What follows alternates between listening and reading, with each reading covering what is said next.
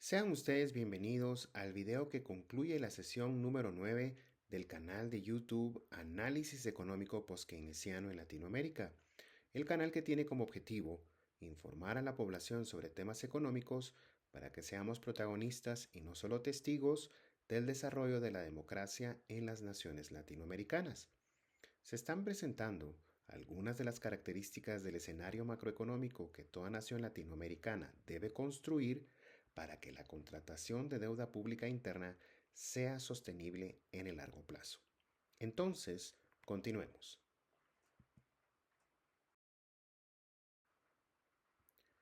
Bueno, y continuemos en el punto en donde nos quedamos en el primer video. Vamos a seguir describiendo algunas de las características de ese escenario macroeconómico que permite que la contratación de deuda pública interna sea sostenible. Otra característica importante de ese escenario macroeconómico es la creación de un sistema de impuestos con tasas progresivas al ingreso individual. Es de suma importancia analizar la distribución de la riqueza para el sector privado que se genera a través de la presencia de un déficit fiscal. Como se analizó en la sesión número 4, el déficit del Estado representa el superávit del sector privado. El punto de cuáles son los agentes económicos en posesión de estos instrumentos del Estado se vuelve entonces fundamental. Sobre este punto, el economista estadounidense John Weeks argumentó: la parte más rica de la población compra bonos del Estado. El cobro de impuestos financia el pago de los intereses de los bonos. Dado que el contribuyente promedio suele tener ingresos inferiores al tenedor de bonos, el efecto de la venta de bonos al sector privado es un aumento en la desigualdad en el ingreso. El resultado es una transferencia de ingreso del contribuyente al fisco promedio al tenedor de bonos del Estado. Entonces, Weeks propone la solución a este problema de la siguiente forma.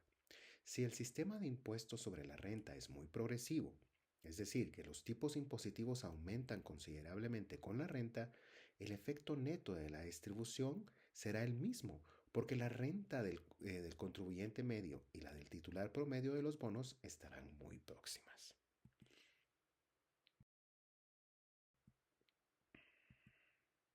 Sin embargo, hay otro aspecto importante sobre esta característica del escenario macroeconómico. Los economistas británicos Richard Kahn y John Maynard Keynes concluyeron que la propensión marginal al consumo, esto es, la proporción de un incremento en el ingreso que el individuo promedio utilizará en la compra de bienes y servicios producidos localmente, es el factor determinante del efecto multiplicador que tendrá un aumento en el gasto público.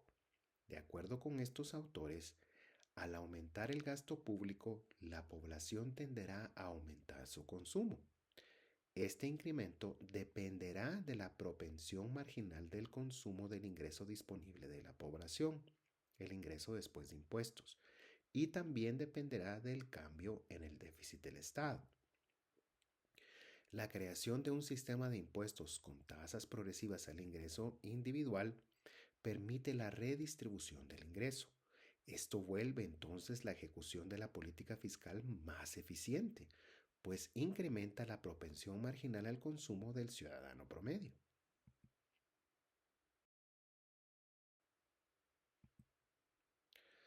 Adicionalmente, este sistema de impuestos reduce la desigualdad económica, lo que permitirá la democratización de la inversión en bonos del Tesoro. Esto significa que una mayor proporción de la población tendrá la capacidad de invertir en estos instrumentos de ahorro que crea el Estado, como resultado de haber adoptado una posición financiera de déficit. Vámonos ahora a describir otra característica de ese escenario macroeconómico necesario para que la contratación de deuda pública interna sea sostenible. Esto se refiere a eliminar prohibiciones para el Banco Central para la compra de bonos del Tesoro. Como se ha revisado en algunas sesiones en este canal, en algunas naciones latinoamericanas existen estrictas prohibiciones para el Banco Central en lo que se refiere a compras de bonos del Tesoro, tanto en el mercado primario como en el mercado secundario. Este es otro enfoque equivocado del análisis económico neoclásico. el cual considera que la creación de dinero es inflacionaria por naturaleza. De acuerdo con el economista Marc Lavoie, las limitaciones autoimpuestas repercutirán en la capacidad del gobierno para aplicar políticas expansivas y gestionar su deuda.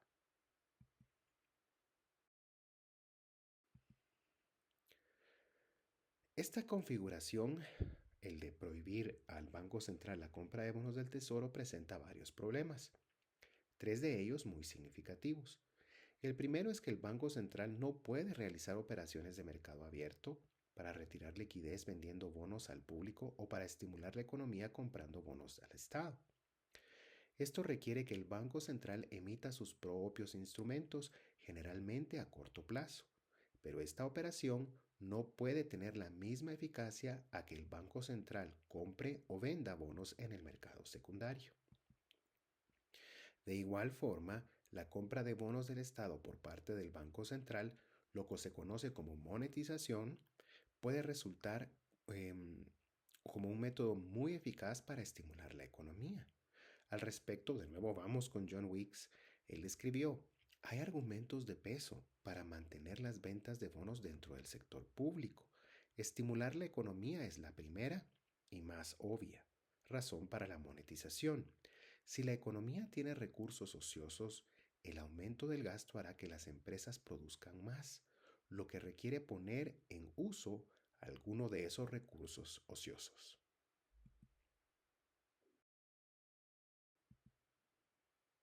El segundo problema es que el Banco Central, al no poder realizar operaciones de mercado abierto, no puede estimular o dinamizar el mercado secundario para los instrumentos que emite el Estado.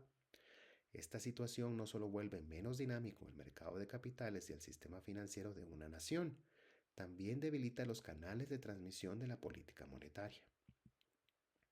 El último problema significativo es que el Banco Central no controla la tasa de interés en el largo plazo, puesto que no puede cumplir la función de comprador de última instancia de los bonos del Tesoro. Vamos con una cuarta característica de ese escenario macroeconómico necesario para la contratación de deuda pública interna. Fortalecer la posición de la cuenta corriente de la balanza de pagos. Como se revisó en la sesión número 8, el concepto de la jerarquía de las monedas explica la baja demanda en mercados internacionales por las monedas que emiten las naciones latinoamericanas. Esto obliga a estos países a contratar deuda en moneda extranjera, pero esto puede generar problemas económicos graves si la moneda local se deprecia.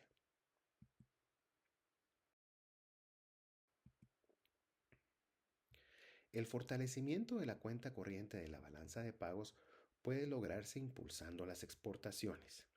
Existen varias formas de hacerlo.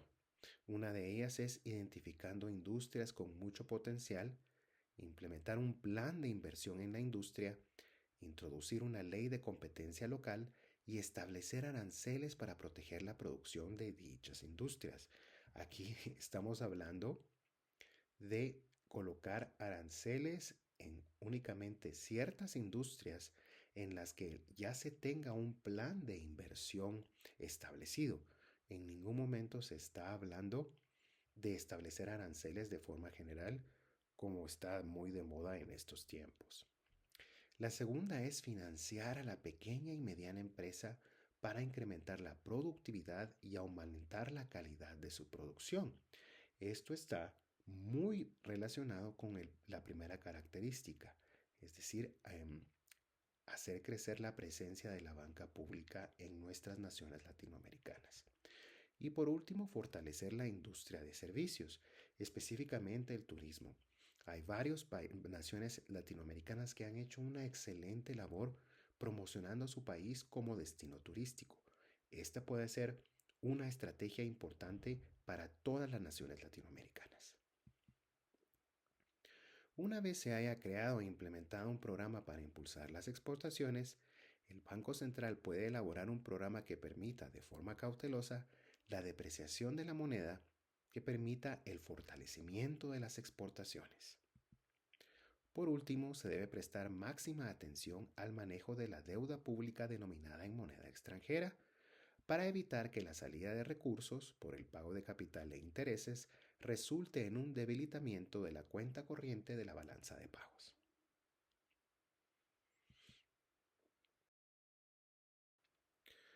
Otro requisito para crear el escenario macroeconómico para que la contratación de deuda pública interna sea sostenible es eliminar la exoneración de impuestos a los intereses que generan los bonos que emite el Estado.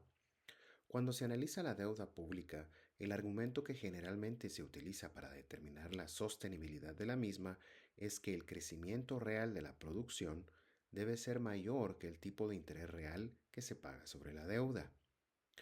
Una de las principales consecuencias de prohibir al Banco Central la compra de bonos del Tesoro, como ya se mencionó, es que el Banco Central no puede controlar la tasa de interés en el largo plazo, pues no puede actuar como comprador de última instancia de estos títulos.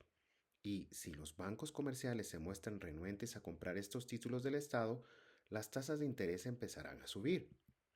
Entonces, la única explicación que hace sentido desde el punto de vista financiero de exonerar de impuestos los rendimientos que generan los bonos del Tesoro es evitar la renuencia de los bancos de la banca comercial a adquirirlos.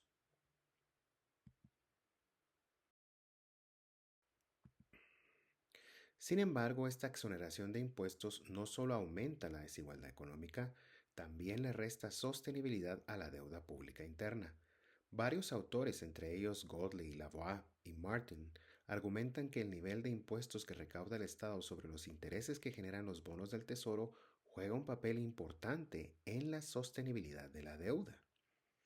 Martin, en un análisis sobre la metodología presentada por Godley y Lavoie, concluye que la solvencia presupuestaria puede garantizarse para una nación que tiene como objetivo alcanzar el nivel de pleno empleo siempre que el comportamiento del ahorro privado sea estable.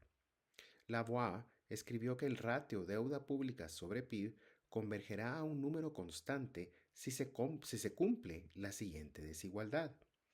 En esta desigualdad, 1 menos tau por i es la tasa de interés de la deuda después de impuestos. C sub v es la proporción de la riqueza acumulada en el pasado que el sector privado desahorra. G sub n es la tasa de crecimiento de la producción que garantiza un nivel de pleno empleo. Y por último, S sub yd es el ahorro del sector privado de su ingreso disponible después de impuestos.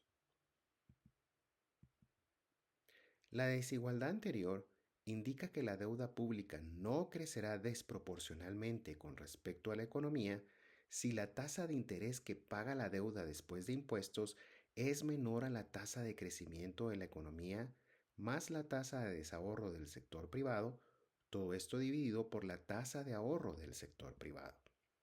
Esta desigualdad muestra que el cobro de impuestos sobre los intereses que generan los instrumentos de deuda que emite el Estado juega un papel muy importante en la sostenibilidad de la deuda pública de una nación, pues reduce la tasa de interés efectiva que el Estado paga sobre los títulos que emite. Esto aumenta las probabilidades de que la deuda pública sea sostenible en el largo plazo. Sin embargo, para eliminar esta exoneración de impuestos, es imprescindible que el Banco Central pueda monetizar la deuda pública. Bueno, y presentemos la sexta característica de ese escenario macroeconómico para la contratación de deuda pública interna, y esta se refiere a la eficiencia del gasto público. En su análisis, los economistas neoclásicos consideran que el gasto público no puede ser eficiente porque no está sujeto a la disciplina de pérdidas y ganancias del sector privado. Algunos de estos economistas llegan al extremo de regocijarse con la imagen de políticos ignorantes y crueles que aparecen con motosierras gritando a los cuatro vientos que van a recortar el gasto público y a destruir el Estado. O también glorifican a políticos que son financiados por varones ladrones, a quienes ahora se les llama multimillonarios u oligarcas, quienes luego proceden a destruir la estructura del Estado para su propio beneficio. La eficiencia del gasto público se mide por su efecto en el logro de un objetivo fundamental, la justicia económica y social. Esto se refiere a que todos los individuos tengan la misma oportunidad de lograr una vida digna que permita la movilidad social. El gasto público, debe entonces enfocarse en la mejora de la educación, la salud y la seguridad para todos los individuos. Asimismo, debe enfocarse en la construcción de infraestructura que permite el aumento de la productividad, tanto de individuos como de las empresas de la iniciativa privada. Bueno, ¿y qué les parece si pasamos al tercero y último apartado de esta sesión? La conclusión. ¿Qué podemos concluir sobre el contenido que acabamos de presentar? Bueno, primero que la deuda pública denominada en moneda local es una poderosa herramienta de política pública, pues permite que el Estado presente déficits continuos para el apropiado funcionamiento de una economía monetaria de producción, especialmente si la nación presenta un déficit por cuenta corriente en la balanza de pagos. La deuda pública, tal y como lo sugirió el economista Ava Lerner, puede converger a un número finito, es decir, la deuda pública no crecerá para siempre. Sin embargo, debe crearse el escenario macroeconómico adecuado para que esto pueda suceder, especialmente para países latinoamericanos, pues se ven en la necesidad de contratar deuda pública en moneda extranjera. Las naciones latinoamericanas deben enfocarse en crear programas para el impulso de las exportaciones. Esto fortalecerá la posesión de la cuenta corriente de la balanza de pagos y proveerá de más control sobre el tipo de cambio a las autoridades monetarias y reducirá la necesidad de contratar deuda pública en moneda extranjera. En naciones como Guatemala, el discurso sobre la deuda pública es extremadamente pobre. Por un lado, en todo análisis se continúa presentando como válida la analogía entre deuda pública y deuda privada. De nuevo, no puede compararse el presupuesto de un hogar o de una empresa, los cuales presentan una clara restricción de presupuesto, con el de un Estado que emite su propia moneda con la cual emite gasto. Esta comparación siempre lleva a la inevitable y completamente equivocada conclusión que el único camino es la austeridad. Por otro lado, nunca se habla sobre las características del escenario macroeconómico necesario para que la contratación de la deuda pública sea sostenible. En el caso de mi país, de Guatemala, es absolutamente necesario eliminar la prohibición al Banco Central para la compra de bonos del Tesoro y la exención de impuestos sobre los rendimientos que generan estos instrumentos de deuda que emite el Estado. Estos temas jamás se mencionan en el análisis de la deuda pública interna. Y en la próxima sesión, la sesión número 10, se discutirán las consecuencias de la implementación del euro como moneda de curso legal en varios países de Europa. Se analizará por qué el euro es la causa de varios problemas económicos y sociales que actualmente enfrenta ese continente. Y como siempre, quiero dar las gracias a los señores de SlidesGo por permitirme utilizar su fuente para la elaboración de estas diapositivas en Microsoft PowerPoint.